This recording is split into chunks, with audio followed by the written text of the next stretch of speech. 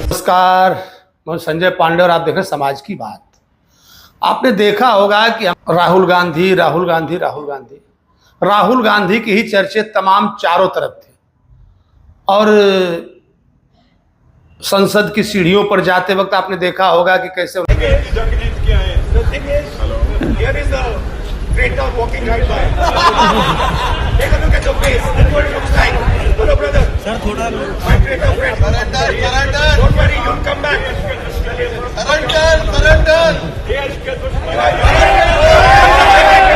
गद्दार कहा, फिर हम देशद्रोहियों से बात नहीं करते, इस तरह की तमाम बातें। तो आखिर राहुल गांधी के अंदर परिपक्वता कब आएगी?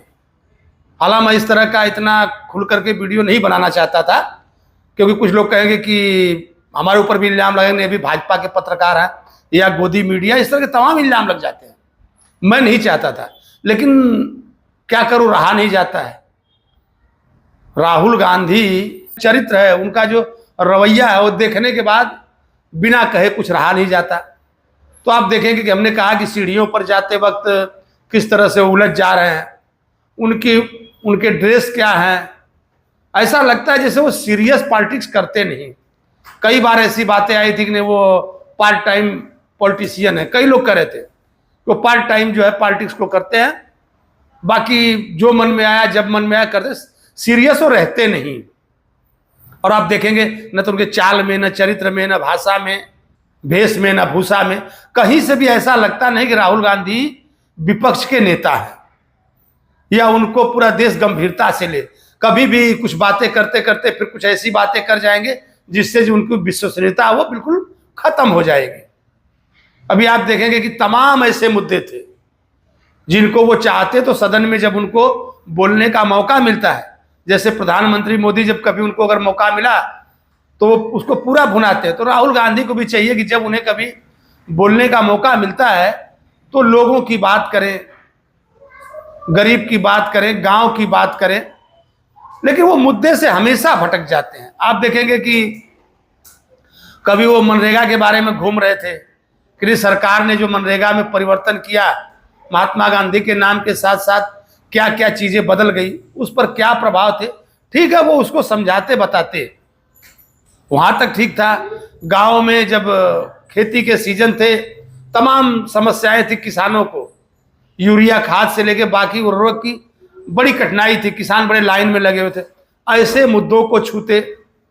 बजट में जो मध्यम वर्ग था उसके लिए बजट में क्या था, जो किसान थे उनके लिए बजट में क्या था, जो निचले स्तर के लोग थे उनके जीवन के लिए बजट में क्या था, ऐसी बातों पर उनका भाषण नहीं रहा। ले दे करके नरवणे के पीछे पड़े थे कि मैं नरवणे की किताब पढ़ूंगा, नरवणे की किताब पढ़ूंगा।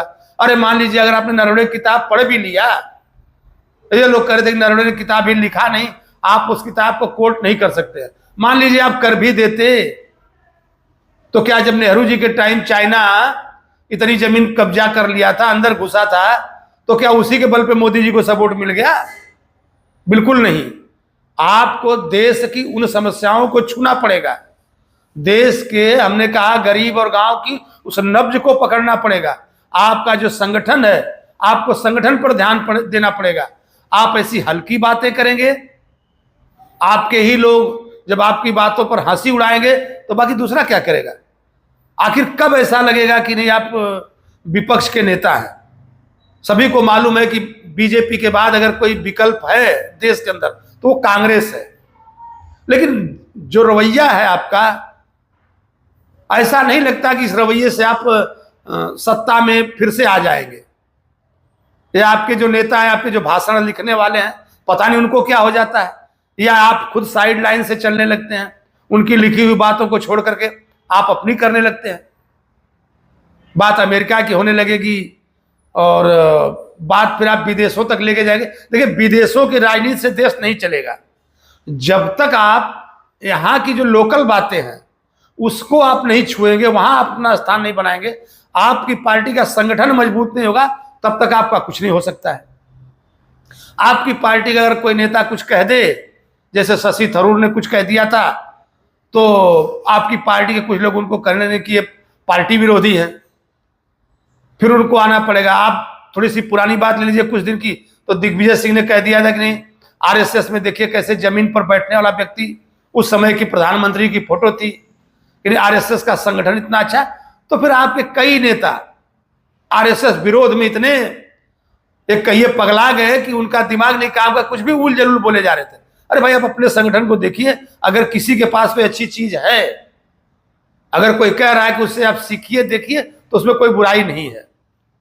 आप विपक्ष के नेता है, भारत में आपकी दूसरी पार्टी है, तो कहीं ना कहीं आपको इस रवैये पर चलना पड़ेगा। हमने कहा एक बड़ा अच्छा मौका था सदन में आपको उन बातों को उठाने का, तमाम ऐसी बातें थी, देश में इतनी समस्याएं थी कि आपने शिक्षा के बारे में बोला, आपने स्वास्थ्य पर कुछ बोला।